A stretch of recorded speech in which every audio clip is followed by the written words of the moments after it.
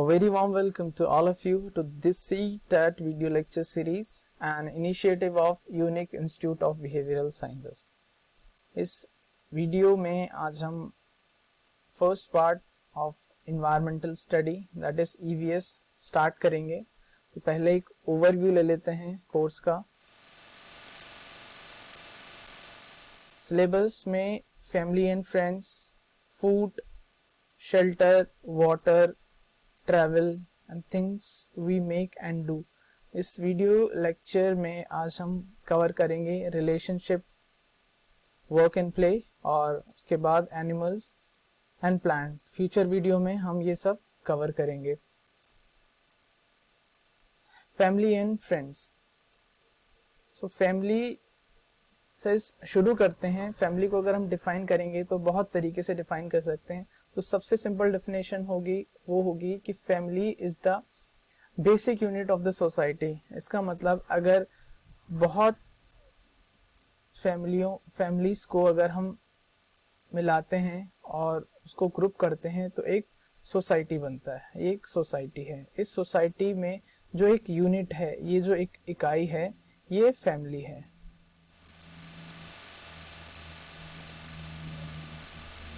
ये फैमिली है, समाज की एक इकाई। Family is a group of parents with और विदाउट चिल्ड्रन एंड रिलेटिव्स। सो अगर हम फैमिली के सिनेरियो की बात करें तो कुछ वेस्टर्न फैमिलीज हैं, कुछ इंडियन फैमिलीज हैं। तो हम फैमिली को हम अभी आगे डिफाइन करेंगे। अगर फैमिली के फंक्शन की बात करें, अच्छा हमें एक चीज और याद रखना है यहाँ पे, फैमिली हम एक बच्चे को सेंटर में रख के पढ़ेंगे कि बच्चे के लिए फैमिली और फ्रेंड्स क्या मतलब रखते हैं, उनका क्या सिग्निफिकेंस है। First and foremost is the intellectual development. उसका बौद्धिक विकास की बात करें तो बच्चा रीजनिंग करना, रीजन कैसे करते हैं। और सबसे पहला इंटेलेक्चुअल डेवलपमेंट, बौद्धिक विकास से मतलब है कि बच्चा सोचना और समझना सीखता है फैमिली में। फैमिली को हम first agent of socialisation for child ऐसा भी कहते हैं कि बच्चे का जो सोशलाइजेशन होता है, इसका मतलब कि समाज में कैसे रहना है, उसका कल्चर क्या है और समाज का इम्पोर्टेंस क्या है, ये सब बच्चा फैमिली में सीखता है। दूसरा आता है पर्सनल डेवलपमेंट, स्वयं का विकास। So this is a long process, बहुत लंबी प्रक्रिया है जिसका जो फाउंडेशन होता है वो इनिशियल डेवलपमेंट में बच्चे के हो जाती है और फैमिली का इसमें बहुत बड़ा रोल होता है। इसमें बच्चे की स्किल्स क्या हैं, वो उसका एम क्या है फर्दर लाइफ में, वो सब डिसाइड होने लगता है। Third is social development, as we have talked about कि बच्चे को सोसाइटी में कैसे रहना है, उसके कल्चर क्या है, उसकी आइडेंटिटी क्या है, सोसाइटी में लोगों के साथ कैसे इंटरेक्ट करना है, वो सब भी फैमिली का बहुत बड़ा रोल होता है। और फाइनली इमोशनल डेवलपमेंट, और सबसे महत्वपूर्ण इसको पार्ट कह सकते हैं इमोशनल डेवलपमेंट, कि बच्चे को एक्सप्रेस करना आ जाता है, अपने इमोशंस उसके क्या हैं उनको समझना आ जाता है और उनको कैसे हैंडल करना है, कैसे रेगुलेट करना है, बच्चा ये फैमिली में सीखने लगता है। Types of family. First is nuclear family, second joint और extended family, third is matriarchal family, fourth is patriarchal family and fifth is consanguineous family. जो थर्ड और फोर्थ है वो सत्ता के आधार पर हमने डिफाइन किया है, डोमिनेंस के आधार पर। इसको हम मातृ सत्ता कहते हैं, इसको हम पितृ सत्ता कहते हैं। कि फैमिली में जो मेल डोमिनेट होता है तो उसको हम पैट्रियार्कल फैमिली बोलते हैं, अगर फीमेल डोमिनेट होती है तो उसको मैट्रियार्कल फैमिली होती हैं। जनरली जो इंडियन फैमिलीज हैं वो पैट्रियार्कल हैं और इंडिया में कुछ मैट्रियार्कल, कुछ सोसाइटी ऐसी हैं जो मैट्रियार्कल होती हैं। इसको हम आगे पढ़ेंगे। न्यूक्लियर फैमिली सबसे सिंपलेस्ट है, इसमें फादर है,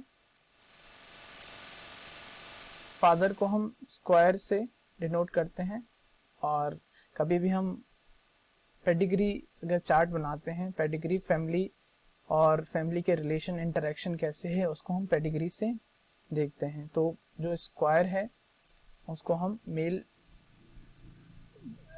मानते हैं, और जो राउंड है, सर्कल है, उसको फीमेल। सो पेरेंट्स, दोनों पेरेंट्स हैं और इनके एक या दो चिल्ड्रन हैं, right. So this is a nuclear family. Nuclear family का अभी ट्रेंड शुरू हो गया है इंडिया में। पहले जॉइंट फैमिली हुआ करती थी, और इवन आप देखेंगे शहरों में न्यूक्लियर फैमिली का ट्रेंड बहुत ज़्यादा है। It is also known as elementary और ट्रेडिशनल फैमिलीज और conjugal family. Now joint family, joint family में 3 या उससे ज़्यादा जनरेशन एक ही घर में रहती हैं। This include grandparents, parent, siblings, uncle, aunts, cousin living at one home, right. इसको हम कैसे देखेंगे? लेट्स सपोज हम इस आदमी की बात कर रहे हैं, ये इसकी वाइफ है, ये इसके बच्चे हैं, ये इसके पिताजी हैं, ये इसकी माताजी हैं। तो यहाँ पे this is first generation, this is second generation and this is third generation. ये एक बहुत छोटी जॉइंट फैमिली हो गई जहां पर 3 जनरेशन एक साथ रह रही हैं। Okay, third is matriarchal family. जैसे हमने अभी पढ़ा है कि मैट्रियार्कल ये सत्ता के आधार पर, it is also known as mother centred और mother dominated family. Generally Indian families में जो सरनेम हम कैरी करते हैं वो पिता का करते हैं, माता का नहीं करते हैं।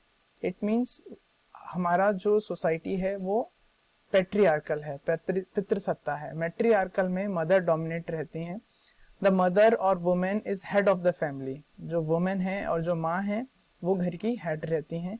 After the marriage wife stays back in mother's home. जो जनरली जो ब्राइड होती हैं वो शादी के बाद अपने हस्बैंड के घर रहती हैं, बट मैट्रियार्कल फैमिली में जो माँ होती हैं, जो ब्राइड हैं वो अपने घर में ही रहती हैं, और जो हस्बैंड हैं वो मूव करते हैं। So this is matriarchal family. इसका एग्जांपल अगर हम देखें तो इंडिया में ही मेघालय में एक खासी ट्राइब है। मेघालय में खासी ट्राइब है, जनजाति है खासी। इसके अलावा केरला में नायर कम्युनिटी है, वहां पर भी मैट्रियार्कल फैमिली पाई जाती हैं। पैट्रियार्कल फैमिली आप अक्रॉस द कंट्री आप देख सकते हैं। It is known as the father centred और फादर डोमिनेटेड रहते हैं। The father is the head of the family unlike matriarchal में, and exercise authority. Patriarchal family is the patrilocal.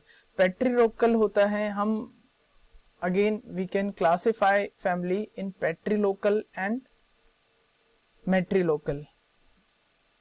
पैट्रीलोकल में क्या होता है कि जो ब्राइड होती हैं वो हस्बैंड के घर जाती हैं, हस्बैंड शादी के बाद हस्बैंड के घर जाती हैं, उसको पैट्रीलोकल कहते हैं। और अगर हस्बैंड ब्राइड के घर जाता है, शादी के बाद मूव करता है, तो उसको मैट्रीलोकल कहते हैं। लोकल का मतलब होता है रेजिडेंस। लोकल का मतलब यहाँ पर है रेजिडेंस से, कि कौन किसके घर जाता है, residence. Son continue to live with father after their marriage, right. तो सन जो होता है, अगर उनका बेटा, उसकी शादी होती है, तो वो अपनी वाइफ के घर नहीं जाएगा, रेदर वाइफ को अपने घर लाएगा। यानी वो जो मेल पार्ट है जो मेल है वो उनके घर आती हैं, दैट इज पैट्रीलोकल फैमिली और patriarchal family. Now fifth is consanguineous family. यहाँ पर कॉन्सिक्वेंस फैमिली में क्या होता है कि लेट्स सपोज ये कोई एक मेल हेड है और ये उनकी वाइफ है। यहाँ पर इनके 2 बच्चे हैं, दोनों की शादी हुई। इनके जो बच्चे हैं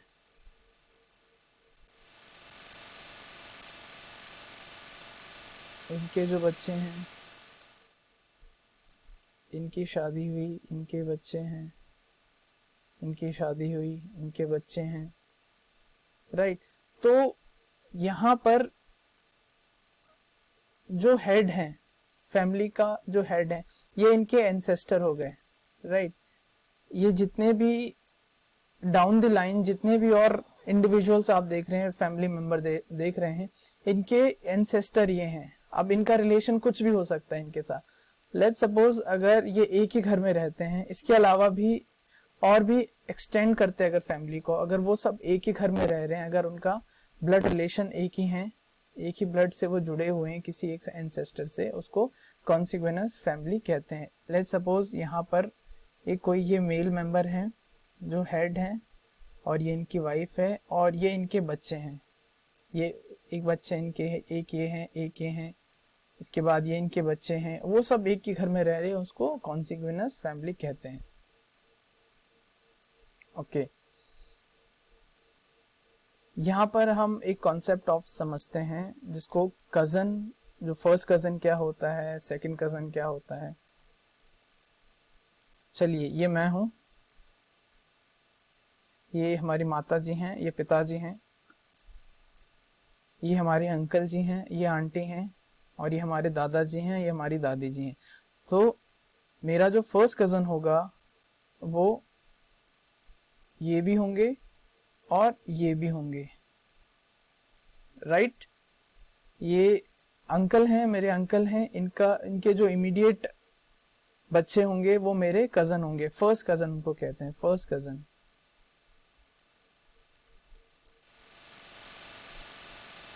ओके, सेकंड कजन क्या होता है, अगर मेरे जो ग्रैंडफादर हैं उनके अगर कोई भाई होते, राइट, ग्रैंडफादर के ब्रदर, इनको हम कहते हैं ग्रैंड अंकल, राइट। इनका कोई बेटा है,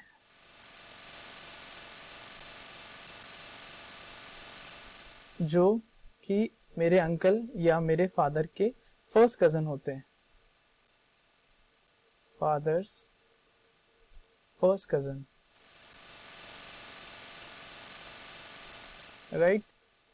ओके, इनका ही अगर कोई बेटा होता या बेटी होती, वो मेरे सेकंड कजन होते हैं, राइट। ठीक है, ये मेरे सेकंड कजन होते हैं। तो एक जो अंकल के जो बच्चे हैं वो फर्स्ट कजन हो गए, और जो अंकल के फर्स्ट कजन के जो बच्चे होंगे वो मेरे सेकंड कजन होंगे। ओके, आगे मूव करते हैं। सिग्निफिकेंस ऑफ फैमिली जैसा हम पढ़ चुके हैं, it reflects the diversity present in child's environment. इसको कुछ ऐसे समझते हैं, एक कंपैरेटिव एनालिसिस करते हैं हम। कोई एक जॉइंट फैमिली का बच्चा है, जॉइंट फैमिली में ग्रो हो रहा है, और एक न्यूक्लियर फैमिली में ग्रो हो रहा है।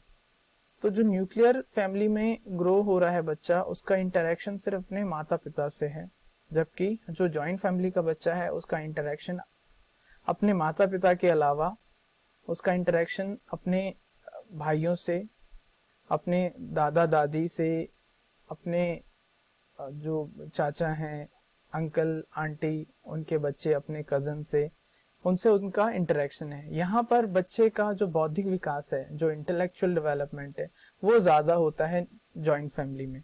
इसके अलावा अगर हम सोशल डेवलपमेंट की बात करें तो वहाँ पर बच्चा अपना रिलीजन क्या है, उसको उसकी प्रैक्टिस क्या क्या है, उसका महत्व क्या है, उसका कल्चर क्या है, उसकी लैंग्वेज क्या है, राइट। इसके अलावा बच्चे के अंदर सेल्फ कॉन्फिडेंस और सेल्फ एस्टीम, आत्मविश्वास आता है बच्चे को फैमिली में। जॉइंट फैमिली में अगर बात करें, अ सेंस ऑफ बिलोंगिंगनेस, अगर बहुत सारे रिलेशन होते हैं तो एक उनसे जुड़ाव महसूस होता है, रिस्पॉन्सिबिलिटी शेयर कर सकते हैं बच्चा, जो उसके अंदर टीम वर्क का जो बच्चे में बिल्ड अप होते हैं, ये लीडरशिप स्किल्स बच्चे में जो बात के लिए उसके लिए बहुत ज़रूरी होती हैं, वो बच्चा उनको बिल्ड कर लेता है।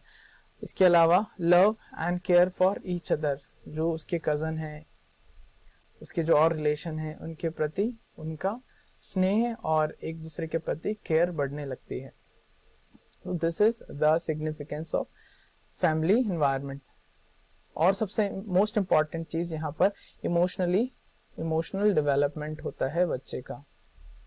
जितनी बड़ी फैमिली होगी, जितना के साथ ज़्यादा इंटरेक्शन होगा, वहाँ पर बच्चे के इंटेलेक्चुअली और इमोशनली डेवलप्ड होने के ज़्यादा चांसेस रहेंगे। Emotional development. ओके, क्वेश्चन आया था, CTET का ही क्वेश्चन है। A family is a unit consisting of mother, father and their 2 children. हमने कहीं नहीं पढ़ा कि उनके 2 बच्चे होते हैं, कहीं नहीं पढ़ा, ठीक है। पहला ऑप्शन पढ़ते हैं, इनकरेक्ट। ये सही है, गलत है? Incorrect, because the statement should specify the children are. इसका मतलब कि चिल्ड्रन बायोलॉजिकल ही होना चाहिए फैमिली में, ऐसा नहीं है। अडॉप्टेड चिल्ड्रन भी हो सकते हैं, राइट। तो this is wrong.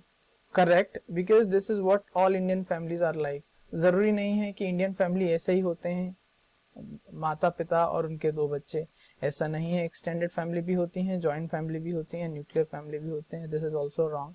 Correct, since this is an ideal family size. अब आइडियल क्या होता है, कैसे होता है, ये तो हमने पढ़ा नहीं, right. This is wrong. Then incorrect, because there are many kinds of family and one cannot classify family as a being of only one kind. तो फैमिली ऐसी ही होती है कि माता पिता और 2 बच्चे, ऐसी ही होती है, ऐसा तो हमने पढ़ा नहीं।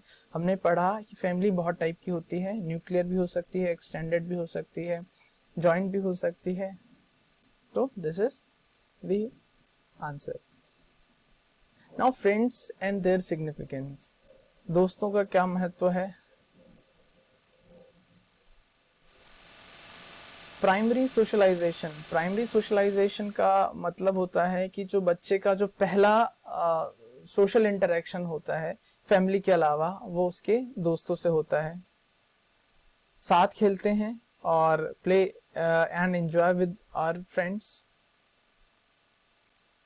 Generally belong to the same age group, और उनका जो इंटरेस्ट होता है वो भी सेम होता है। आपस में उनका जो भी इंटेलेक्चुअल लेवल होता है, जो भी इमोशनल लेवल होता है, वो उनको अच्छे से समझ सकते हैं, बच्चे को आपस में समझ सकते हैं। We learn to socially and emotionally bond with the people or enjoy sharing idea and things with them. Okay, work and play. Playing games help keep us mentally, physically active. चाहे वो इंडोर हो या outdoor हो। Indoor game chess, ludo, ये आपको mentally active रखते हैं। Physically active के लिए आउटडोर गेम्स हैं जहां पर बॉडी को काफी वर्कआउट करना होता है, cricket, football. Engage and socialise with each other, खेल के साथ बच्चे सोशलाइजेशन करते हैं, right. 2 types, indoor, outdoor. Work and play, work पैसा कमाने के लिए भी किया जा सकता है, to take care of one's family, neighbourhood, community and society. और क्योंकि आपका जो फैमिली है, जो ग्लोबलाइजेशन वाली जो फैमिली है, यहाँ पर इकोनॉमी की एक बहुत बड़ी इम्पोर्टेंस है। अगर एक सिनेरियो हम लेते हैं गांव का, जहाँ पर पैसा नहीं है बट फैमिली साथ में रह रही है, साथ में ही ग्रो कर रहे हैं, जो फूड है ग्रो कर रहे हैं और साथ में उसको शेयर कर रहे हैं। तो यहाँ पर पैसे की ज़रूरत नहीं होती इतनी जितनी शहरों में होती है। तो यानी अभी इकोनॉमी की बहुत बड़ी इम्पोर्टेंस है। उसके लिए to take care one's family, neighbourhood, community, society, उसके लिए काम करना बहुत ज़रूरी है। And third is people choose their work on the basis of varied interest and abilities. किसी की कोई अगर पेंटिंग में अच्छा है तो वो आर्टिस्ट बन सकता है, किसी को बायोलॉजी या मेडिकल में इंटरेस्ट है तो वो सर्जन बन सकता है। Likewise we have a number of options to choose as a career, right. So इसको हम यहीं एंड करते हैं। हमारा जो पहले जो 2 टॉपिक थे, फैमिली, वर्क एंड प्ले, यहीं पर ओवर होता है। Thank you. Very warm welcome to all of CTET video lecture series, an initiative of Unique Institute of Behavioral Sciences, continuing with the environmental study। आज इस video lecture में हम अपना second part that is animals cover करेंगे। Animals का importance क्या है human life में, उनका क्लासिफिकेशन कैसे करते हैं, ये सब इस वीडियो लेक्चर में हम कवर करेंगे। See, actually animals play a very crucial and important role in human lives। सबसे जो इम्पोर्टेंट रोल है वो है इकोलॉजिकल बैलेंस को मेंटेन करने में। एनिमल्स कुछ जैसे cows, buffalo, sheep, camel, they give us milk and food such as fish, hen, right. Animals are found all over the world. They can live on land and in water. They differ in sizes, shape and color. They need food, water and shelter to live। जैसे हमको food चाहिए होता है, water चाहिए होता है, shelter चाहिए होता है, likewise all animals require these things। They can move from one place to another। तो जितने भी एनिमल्स हैं वो they move from one place to another. Unlike tree, tree is also a living being, but tree static रहता है, tree move नहीं करता है, right. And animals they reproduce. So basic similarity and dissimilarities, they are classified into 6 basic type. 6 group में हम उनको बांटते हैं।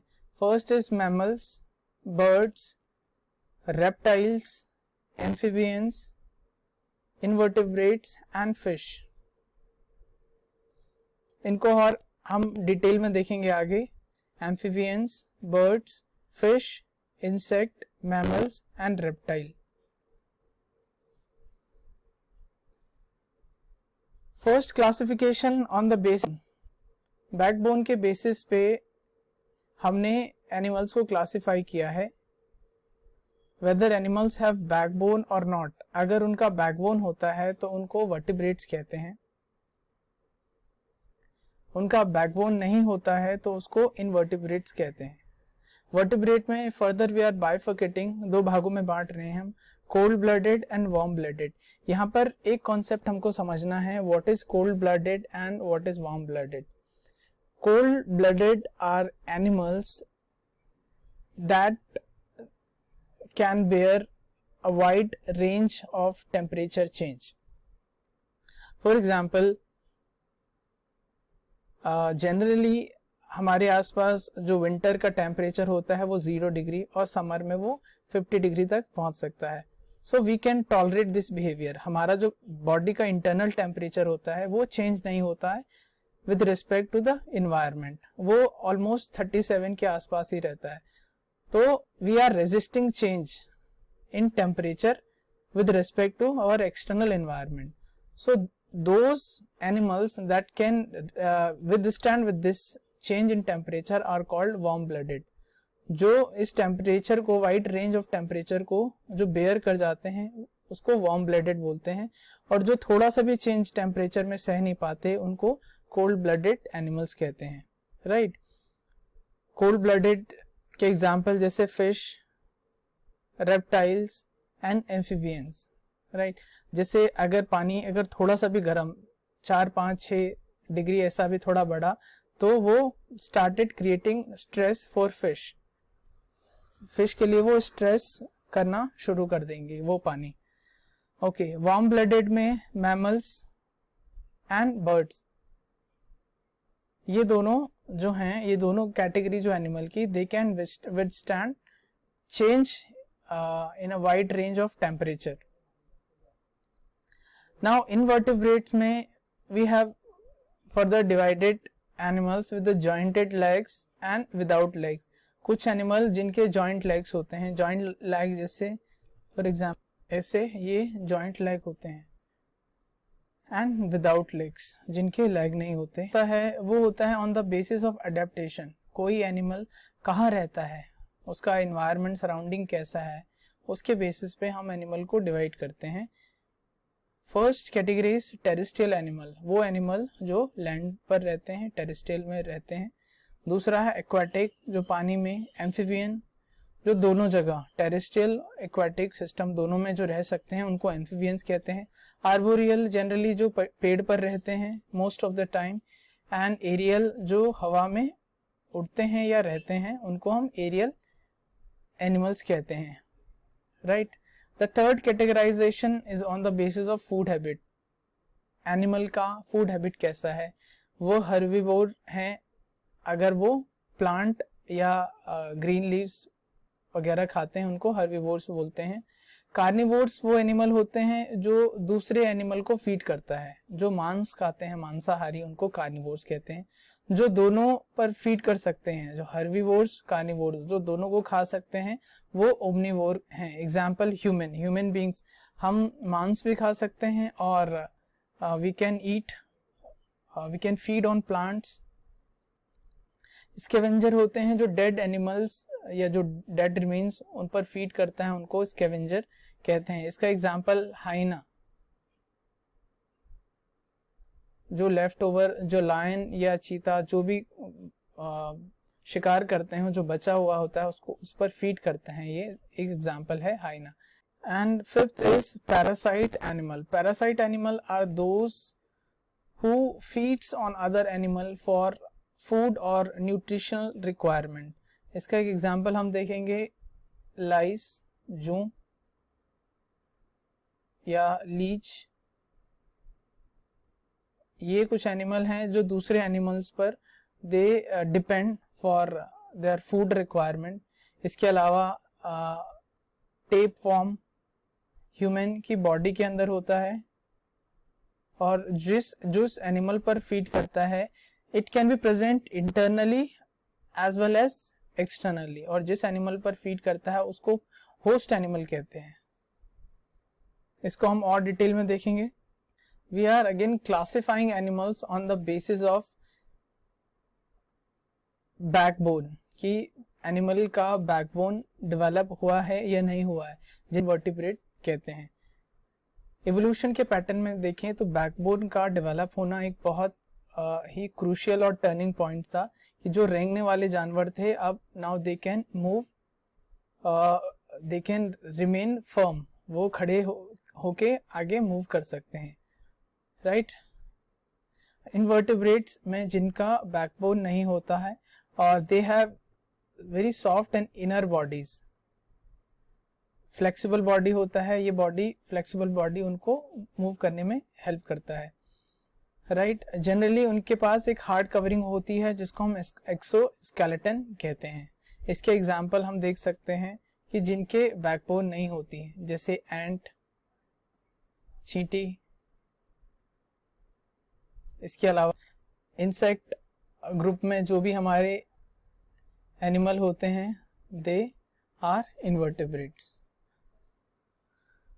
ओके, पर हैं वर्टिब्रेट्स को warm blooded and cold blooded में हमने डिवाइड किया। वार्म ब्लडेड में मैमल्स और बर्ड, ये दोनों ऐसे ग्रुप हैं एनिमल्स के जो वार्म ब्लडेड हैं। They can withstand with change in wide range of temperature. Mammals में बेयर, इसमें मैमल्स कैटेगरी में ह्यूमंस भी आते हैं, मैमल्स को हिंदी में स्तनधारी कहते हैं, इसमें ह्यूमंस भी आते हैं। बेयर, इसके अलावा bear, tiger and whale. Birds में ostrich, peacock, eagle. Cold blooded में जो थोड़ा सा भी टेम्परेचर चेंज नहीं सह सकते, दे आर। फिश में है, फर्स्ट पार्ट इज फिश, इसमें है example salmon, goldfish and guppy. Reptiles में, रेंगने वाले जानवरों में turtle, we have crocodile, we have snake. Amphibians में frog, toad and newt. Again invertebrate में jointed legs and without joints, without legs. Joint legs में again we have those animals with 3 pairs of leg. 3 pairs of leg जैसे हम चींटी के देख सकते हैं 3 पेयर हैं। इसके अलावा ही इसमें इन इंसेक्ट्स में 1 पेयर ऑफ एंटेना भी होता है। इसमें 3 पेयर ऑफ लेग्स आप देख सकते हैं, 1 पेयर, दूसरा पेयर, तीसरा पेयर, 1 2 3। इसके अलावा a pair of antenna to assess the environment, external environment. With more than 3 pair of legs, those insect with more than 3 pair of legs, इसमें स्कॉर्पियन, स्पाइडर और मिलीपीड इसमें आ जाते हैं एग्जाम्पल। विदाउट लेग्स में कुछ warm like होते हैं, कुछ नॉट वॉर्म लाइक होते हैं। Worm like means earthworm and leech. Non worm like fluke, aquatic animal है, and tapeworm. Tapeworm generally mammals की बॉडी में पाया जाता है। Classification of animals, classification of animals. Vertebrate में पहला ग्रुप था हमारा फिश। फिश का कैरेक्टरिस्टिक्स देख लेते हैं। Fish have scales. स्केल्स हम एक बार देख लेते हैं। ये फिश है, ये जो पार्ट होता है bony part, which help fish to swim easily और बॉडी को फ्लेक्सिबल रखता है, इसको हम स्केल्स कहते हैं। They live in water, cold blooded as we have seen. They lay eggs and they have special mechanism for exchange of gases called gills. जैसे humans में जो हायर एनिमल्स होते हैं, जो वेल डेवलप्ड एनिमल्स होते हैं, उनमें लंग्स होते हैं ब्रीथिंग के लिए, इनमें गिल्स होते हैं। Second part are the animals, they can live in water and land both. They have smooth skin, they have cold blooded and lay eggs. Third, reptile, they have scales. आप मगरमच्छ, ये जो crocodile है, इसको imagine कर सकते हैं, scales इनकी बॉडी पर भी होते हैं। They lay eggs, they are cold blooded and they have lungs. Reptile में लंग्स होते हैं for breathing. Then fourth, mammals. Mammals, human, आप एग्जाम्पल इमेजिन कर सकते हैं यहाँ पर, ह्यूमंस। दे हैव हेयर और fur, warm blooded and give birth to their young ones. They give birth, right? They do not lay eggs. They have lung for breathing. And fifth are birds. They have feathers, warm blooded and lay eggs. They also have lungs. ये दोनों ऐसे category हैं जो warm blooded है।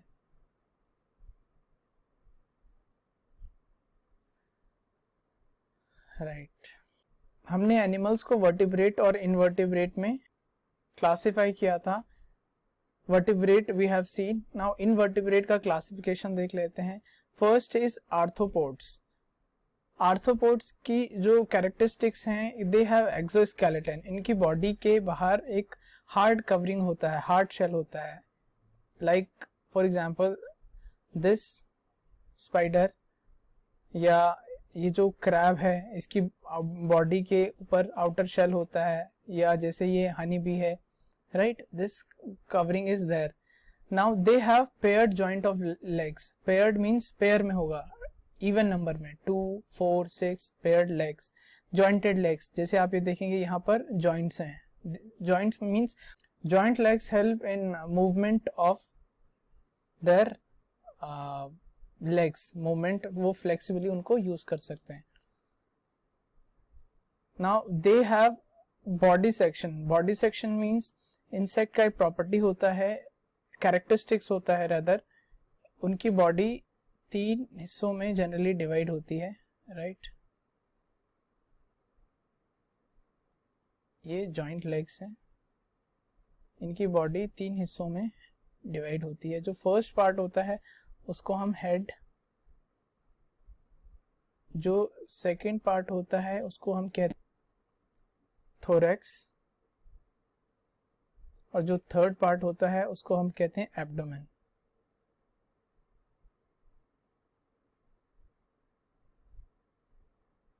Right, 3 part में उनका body divide होता है, यानी दे हैव बॉडी सेक्शन. इसमें अगर आर्थ्रोपॉड है क्योंकि अम्ब्रेला टर्म है, बड़ा टर्म है, इसके अंडर में और भी ग्रुप आते हैं जैसे इंसेक्ट, अराक्निड्स, मीरियापॉड्स, देन क्रूटेशियंस, ये सब इसके अंडर में आते हैं. Second part is molluscs. Mollusks are the group of animals which have diversity in their size or anatomical structure and their habitat. जो mollusk होते हैं they can be found in mountains, then they can be found in desert area, rainy forest. इनका जो habitat होता है वो बहुत diverse होता है. इनका जो वेल डेवलप्ड फीचर होता है, इनकी जो आउटर बॉडी होती है ये काफ़ी हार्ड होती है. फॉर एग्जाम्पल आप याद करेंगे स्नेल, राइट. स्नेल का जो आउटर बॉडी होता है ये बहुत हार्ड होता है और अंदर का जो इंटरनल बॉडी होता है वो बहुत सॉफ्ट होता है. This is one well developed characteristics of this mollusc. They have foot and tentacles.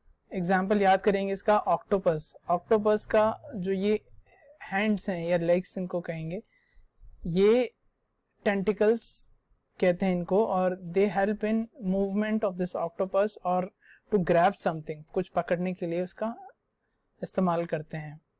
Now third is cnidaria. Third group is cnidaria. They are the underwater animals. इनका जो body they form from a non living jelly like substances. Example याद करेंगे jellyfish, right. Jellyfish का भी ये tentacles होते हैं. They also have tentacles to move around. They have one opening mouth and surrounded by the tentacles, right. Now fourth group is flatworm, annelid and roundworms.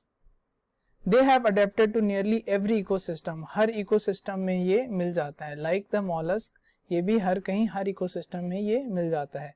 They have 2 body openings. इसका example याद करेंगे कैचुए को या earthworm का, right. They have simple nervous system. Unlike humans और higher animals जिनमें जो nervous system होता है, जो कम्युनिकेशन, कंट्रोल और कोऑर्डिनेशन का जो सिस्टम होता है, जो हाईली डेवलप्ड होता है, इनमें बहुत सिंपल नर्वस सिस्टम होता है.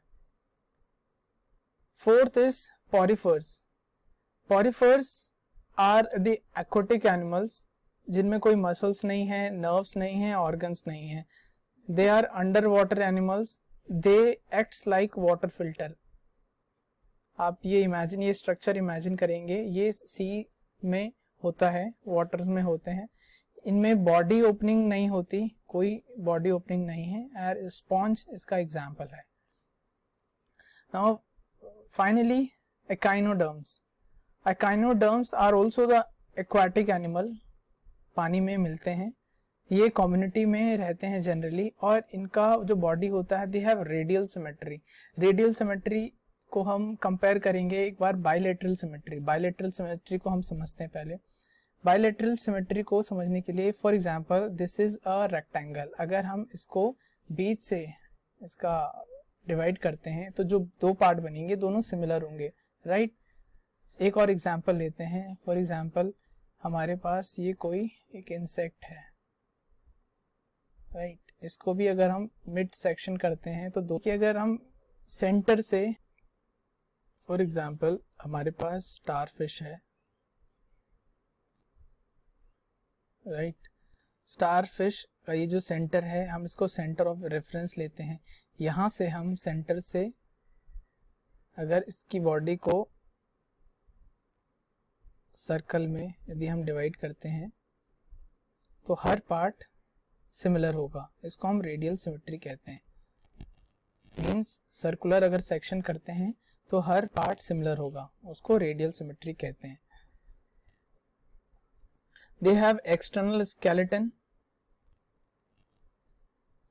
और इस ग्रुप में अगर देखते हैं तो starfish, sea urchin and sea cucumber हमको मिलता है। We are further classifying animals based on adaptation, कि एनिमल, कोई एनिमल कहाँ रहता है उसके बेसिस पे हम एनिमल्स को हमने क्लासिफाई किया है, right. Earth has many habitat. Example अगर हम देखें हमारे इंडिया में we have Himalayas, we have western Ghat, eastern Ghat, ये सब पार्ट हैं कोल्ड माउंटेन्स के, राइट, वो भी हैबिटेट है। Wet and thick rain forest, अगर आप देखेंगे नॉर्थ ईस्टर्न कंट्रीज में या अंडमान निकोबार में, यहाँ पर रेन फॉरेस्ट है हमारे, जहाँ बारिश होती रहती है। Then hot and dry desert, again we have Rajasthan, particularly अगर हम इंडिया की बात करें। अदरवाइज अर्थ में अगर बात करें तो ये बहुत सारे क्लाइमेट हैं जहाँ पर डिफरेंट हैबिटेट होते हैं, और डिफरेंट हैबिटेट के अकॉर्डिंग हमने एनिमल्स को क्लासिफाई करना है। Then we have rivers and salty oceans, then open grasslands. ये डिफरेंट अडेप्टेशंस हैं, थोड़ा डिटेल में हम इसको पढ़ेंगे। अडेप्टेशन या हैबिटेट के अकॉर्डिंगली हमने एनिमल्स को 5 हिस्सों में डिवाइड किया है। टेरेस्ट्रियल एनिमल जो लैंड पर रहते हैं, एक्वाटिक एनिमल जो पानी में, एम्फीबियंस जो इन दोनों जगह रहते हैं, टेरेस्ट्रियल एक्वाटिक दोनों में, आर्बोरियल जो पेड़ पर रहते हैं, एंड फिफ्थ इज एरियल जो हवा में रहते हैं या उड़ते हैं। Terrestrial they live primarily on land, उनको टेरेस्ट्रियल एनिमल कहते हैं। टेरेस्ट्रियल हैबिटेट में अगर आप देखेंगे जमीन पर क्या क्या हैबिटेट, अर्थ में कौन कौन से हैबिटेट देखने को मिल सकते हैं, हमको माउंटेन्स मिल सकते हैं, डेजर्ट मिल सकता है, ग्रासलैंड मिल सकता है, वेटलैंड मिल सकता है। They are all example of the terrestrial habitat. Example peacock, horses, rhinoceros, then we have elephant, giraffe, buffalo, cat, dog, deer etcetera, ये सब टेरेस्ट्रियल एनिमल के एग्जाम्पल हैं। Then we have aquatic animal जो पानी में रहते हैं। Animals that lives in water are called aquatic animals. They have specialized organ. अच्छा, अब जैसा हैबिटेट होगा उसके अकॉर्डिंग एनिमल्स को अडेप्टेशन भी करना होगा। एक बार इसको स्लाइड को देखेंगे कि डिफरेंट हैबिटेट के अकॉर्डिंग एनिमल का अडेप्टेशन भी वैसे ही हो जाता है। फॉर एग्जाम्पल यहाँ पर ऊंट है, कैमल है, कैमल का जो हैबिटेट होता है वो जनरली डेजर्ट एरिया में होता है, और डेजर्ट का जो फीचर ये है कि वो बहुत जल्दी गर्म और बहुत जल्दी ठंडी हो जाती है, राइट। और इसी के अकॉर्डिंग जो कैमल्स के जो फीट होते हैं वो बहुत लंबे हो जाते हैं। ये कैमल का अडेप्टेशन है, ताकि इसकी जो हीट आए, रेत की हीट आए, उससे ये बच सके, राइट। ये हीट आती है गर्मियों में या दिन में, उस हीट को इससे बचा जा सके। तो कैमल की जो टांगी हो जाती हैं इवोल्यूशन के साथ साथ वो लंबी हो जाती हैं, ठीक है। अकॉर्डिंगली जो एक्वाटिक एनिमल हैं उनको वाटर में सरवाइव करना है, तो उनके जो अडेप्टेशन होगा वो भी डिफरेंट होगा। जैसे उनके स्पेशलाइज ऑर्गन डेवलप हो जाते हैं जिनको गिल्स बोलते हैं, जहां पर वो जो डिसॉल्व ऑक्सीजन है वाटर में उसको ले लेते हैं। They take this directly through its skin to breathe in water. Example, we have whale, we have shark, dolphin, seahorse and octopus. Okay, then comes the amphibians. इनके characteristics हम पहले ही पढ़ चुके हैं, जो लैंड वाटर दोनों जगह रहते हैं। They have moist, slimy और soft skin. ये आप एग्जाम्पल देख सकते हैं, frogs and toads. Initial stage का जो फॉर्म है उसको टॉड कहते हैं, राइट। इसके एग्जाम्पल देखेंगे, frogs, toads, salamander, newts. Then arboreal animals जो जनरली पेड़ पर रहते हैं, right. They eat, sleep and play in tree canopy. इसके एग्जाम्पल हैं squirrel, chameleon, monkey, rodents and parrots. ये सब पेड़ पर रहते हैं। They are called arboreal animals. Further, classifying animal based on their adaptation, habitats. Aerial animal जो हवा में रहते हैं या उड़ते हैं, they can fly on their own. Some have wings that allow them to move through air and continue flying for a long time, right? Other move through the air but with less control over their flight. वो long distance cover नहीं कर सकते, still they are considered as aerial animal. They are also aerial animals, they can glide despite not having wing. उनका अगर wings नहीं होते, पंख नहीं होने के कारण भी यदि वो ग्लाइड करते हैं, फिर भी उनको एरियल एनिमल कहते हैं। इसमें birds, insect, bats, then we have sugar gliders, flying squirrel. ये शुगर ग्लाइडर है, इसके पंख नहीं होते but yes it can glide, ठीक है। तो ये भी एरियल एनिमल कंसिडर किया जाता है। ओके, हमने ब्रीफ में, हमको आइडिया है on the basis of eating habit we are classifying as herbivores, carnivores, omnivores, parasites and scavenger. Herbivores जो प्लांट को खाता है, प्लांट को फीड करता है, जैसे काव, गोट, लिजर्ड, ये कार्निवोरस हो गए। देन वी हैव ओमनिवोरस जो प्लांट और दूसरे एनिमल को दोनों पर फीड कर सकता है, उनको ओमनिवोरस। इसके एग्जांपल हैं dog, bear and then humans. Parasite होते हैं जो होस्ट एनिमल के, दूसरे ऑर्गेनिज्म के इनसाइड या आउटसाइड बॉडी में वो न्यूट्रिएंट्स लेते हैं, फूड लेते हैं, जैसे लाइस, जू या टेपवर्म जो मैमल्स के अंदर रहता है, tapeworm. Then we have scavenger जो बचा हुआ या जो डेड एनिमल्स या डेड बॉडीज हैं एनिमल्स की, उनको फीड करता है, जैसे वल्चर और जैकल। ओके, हर्बीवोर को देखेंगे अगर, यहाँ पर एग्जांपल है हमारे पास प्लांट ईटिंग एनिमल्स का, जैसे buffalo, sheep, donkey, camel, pig, we have orangutan, we have sloth, koala, giraffe, porcupine, rhinoceros और कैंगारू। ये सब ग्रास ईटिंग या प्लांट ईटिंग एनिमल हैं जिनको हम हर्बीवोर्स कहते हैं। कार्निवोर्स में जो दूसरे एनिमल या दूसरे एनिमल का फ्लैश पर फीड करता है, उनको खाता है, वो प्लांट नहीं खाते, right.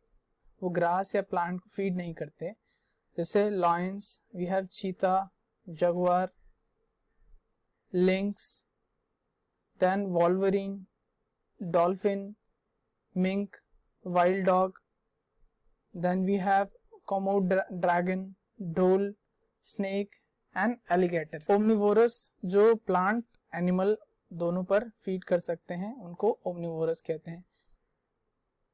Human also eat meat, fish, egg. इसके साथ ही एनिमल जो ह्यूमन होता है वेजिटेबल, फ्रूट, नट्स आदि उनको भी खाता है, तो वो एग्जाम्पल है ओमनिवोरस का।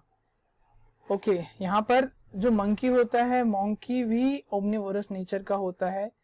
दे feed on different variety of food, जैसे वो फूल भी खाते हैं, लीव्स, इसके अलावा इंसेक्ट या स्मॉल फ्रॉग्स को भी एनिमल्स खा लेते हैं।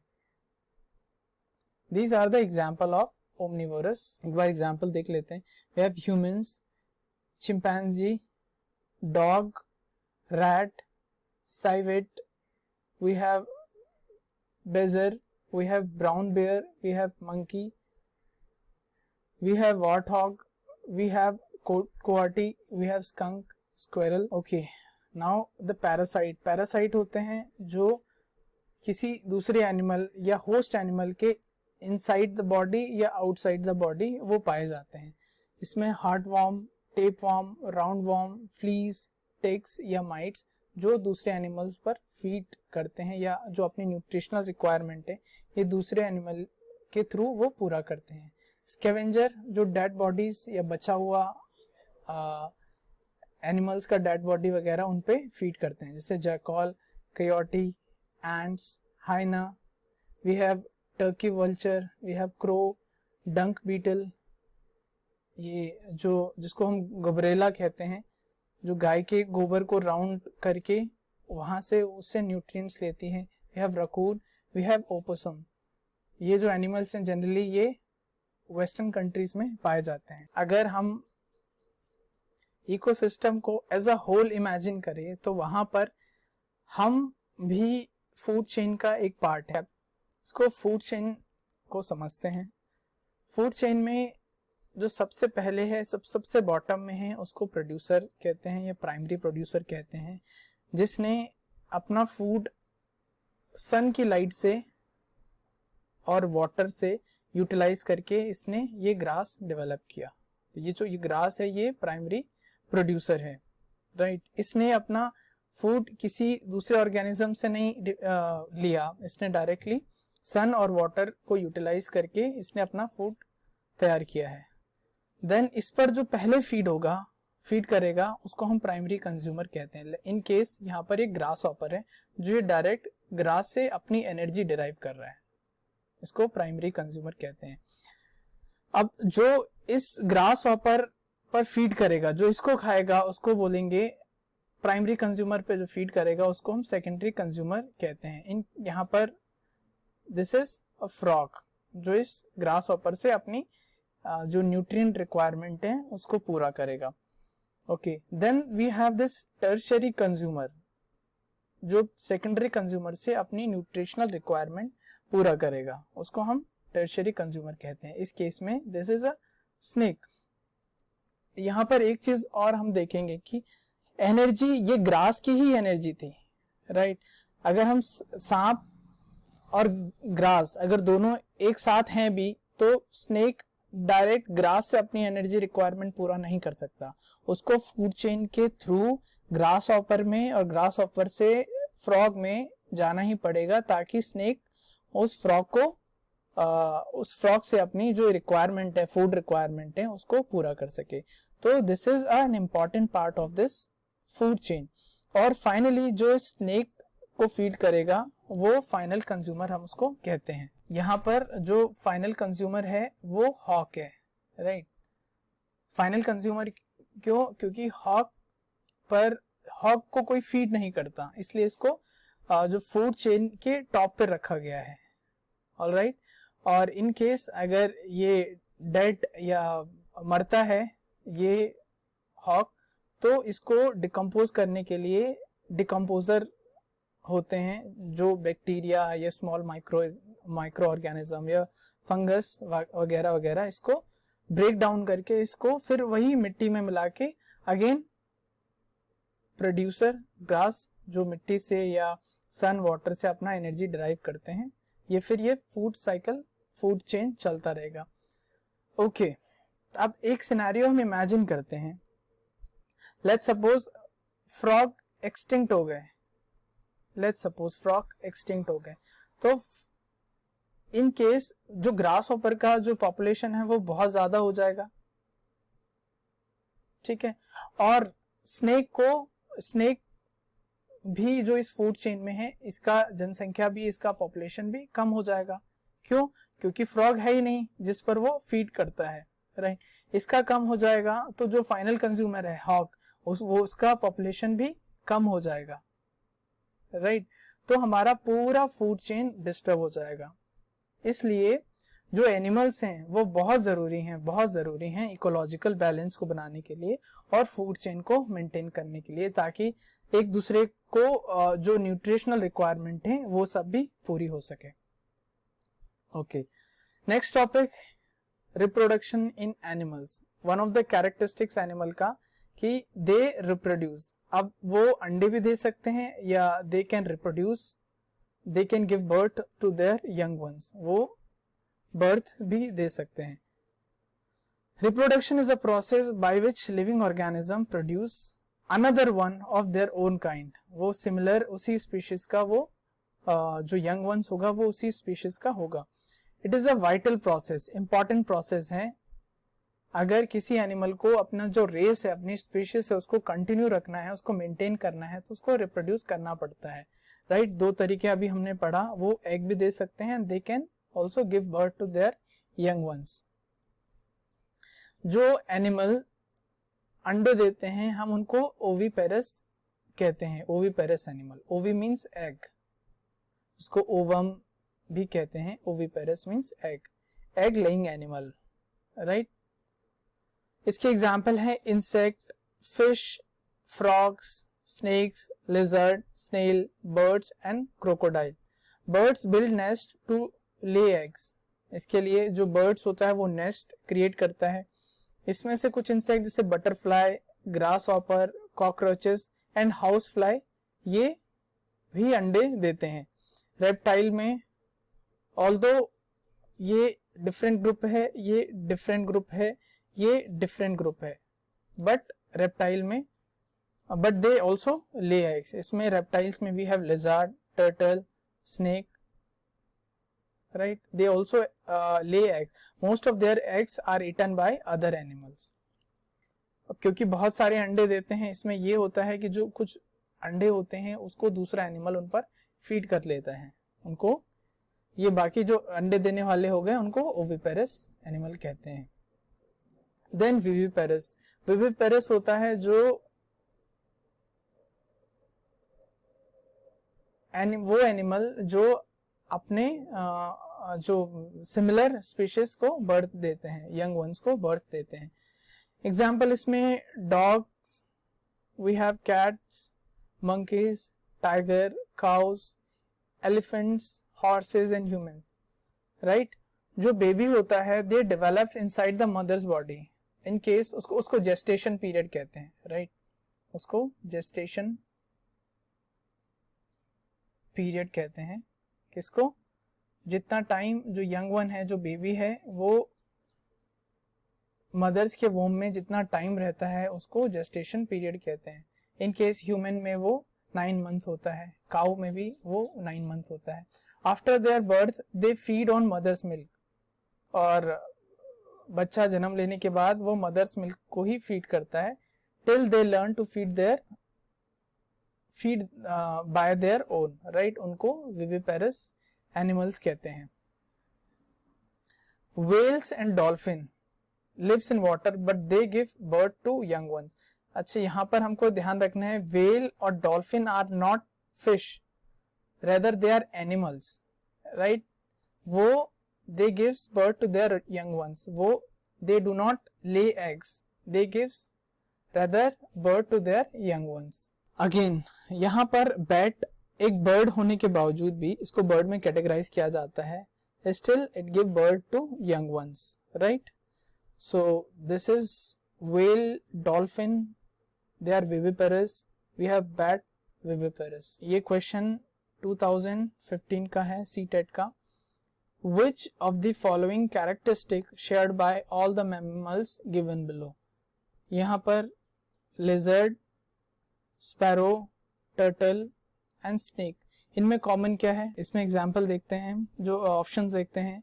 Their bodies are covered with scales, सबका बॉडी स्केल से कवर्ड रहता है। स्नेक का हाँ हो सकता है, टर्टल में आउटर शेल होता है, स्पैरो में नहीं होता, ओके। तो यानी ये this is wrong option. They can live on land as well as in water, snake yes रह सकता है, टर्टल यस लैंड वाटर दोनों में, स्पैरो नहीं रह सकती, राइट, लिजर्ड भी नहीं रह सकती, this is wrong. They are poisonous, sparrow are not poisonous, turtle भी नहीं होते, right, so this is wrong. They lay eggs, yes, lizard also lay eggs, sparrow also, turtle और snake, they all lay eggs, इनको हम बोलते हैं viviparous animals.